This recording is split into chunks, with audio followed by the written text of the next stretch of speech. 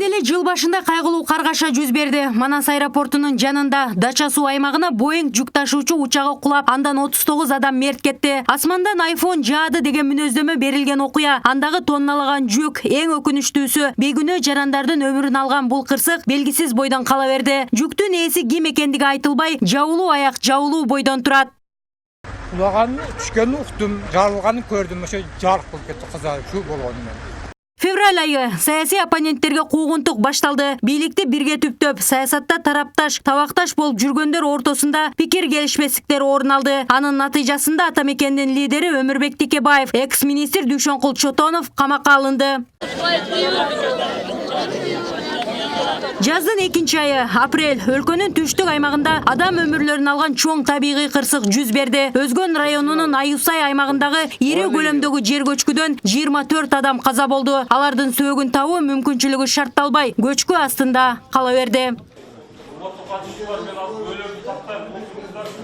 Оппозициялык маанайдагы саясатчы Садыр Жапаровга май айында кылмыш иши козголду. Аталган саясатчы азырда күчөтүлгөн тартиптеги абакта. Мекенчил уул катары мүнөздөлгөн Жапаровдун атасы бул жылы жарык дүйнө менен кош айтышты. Ага атасы менен коштошуу зыйнатына уруксат берилген жок.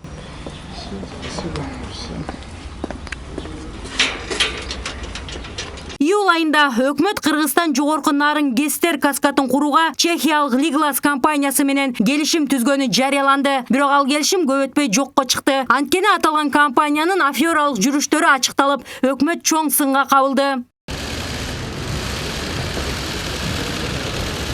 Жайдын соңку айы август саясий жарышка КСДП президенттикке кандидат катары Сооронбай Жээнбековду сууруп чыкты. Ошол эле учурда башка партиялар да өз талапкерлерин сунуштап жатты.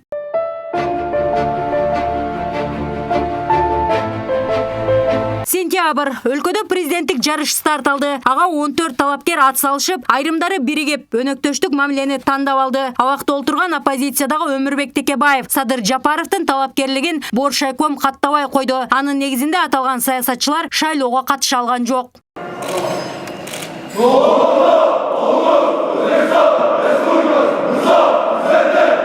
Күздүн алгачкы айында Өзбекстандын президенти Кыргызстанга жумушчу сапары менен келди. Эки өлкө ортосундагы чек аралардын 80% чечилгени айтылып, бирок ачыкталган жок. Мындан улам күмөн ойлорго бүгүн да чек коюлбай келет. Натыйжада Ысык көл жээгиндеги 4 пансионат Өзбекстанга берилип, Орто Токой суу сактагычы боюнча белгисиз мөөнөткө келишим түзүлдү. Деген менен жылуу ымаладагы мамиле түзүлүп, чек аралар ачылып, эки эл ортосундагы экономикалык туугандык карым-катташ жанданды. Мына шайлоону өткөзүп алдык.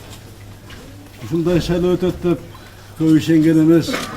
15 октябрь өлкө 5-президентин шайлап алды. Мында КСДПнын талапкери Сооронбай Жээнбеков жеңишке жетип, ажолук такты бешенесине буйруду. Ага таңдаш болгон Өмүрбек Бабанов жана Канатбек Исаевга октябрь айынын өзүндө эле кылмыш иши козголду. Учурда Исаевди 20 жылга абакка кесүү суралып жатса, Бабанов чет өлкөдөн келбей жатат. Каждый народ заслуживает своего правителя. Октябрь айында экс-ажо Алмазбек Атамбаев казак бийлигине каттуу сын айтып чыкты. Анын натыйжасында коңшу өлкөнүн бийлиги терс маанайын көрсөтүп, эки өлкөнүн экономикасына, карым-катнашына каршы аракетке барды. Мындан улам чек аралар жабылып, 1 ай бою соода-саттык алакасы токтоп турду. Бул көрүнүштөн ишкерлер жапа чекти. Жана коопсуздугун сактоого ант беремин. Ноябрь айында Сооронбай Жээнбеков расмий түрдө өз ишине киришти. Ант берүү аземине чет өлкөдөн да, оппозиция өкүлдөрү да чакырылган жок. Алгачкы буйругун экс-президент Атамбаевга эл баатырын наамын берүүгө арнаган жаңа ажо бул аракети менен коомчулуктун сынына кабылды. Жаңа президенттин Орусияга болгон алгачкы сапары казак лидери менен болгон мамилени жылытып, маселенин оң тарапка чечилүүсүн шарттады. Эки өлкө ортосундагы келишпестиктер кыска убакыт аралыгында жоюлуп, чек ара ачылып, кайрадан дипломатиялык, коңшулук карым-катнаш калыпка келди.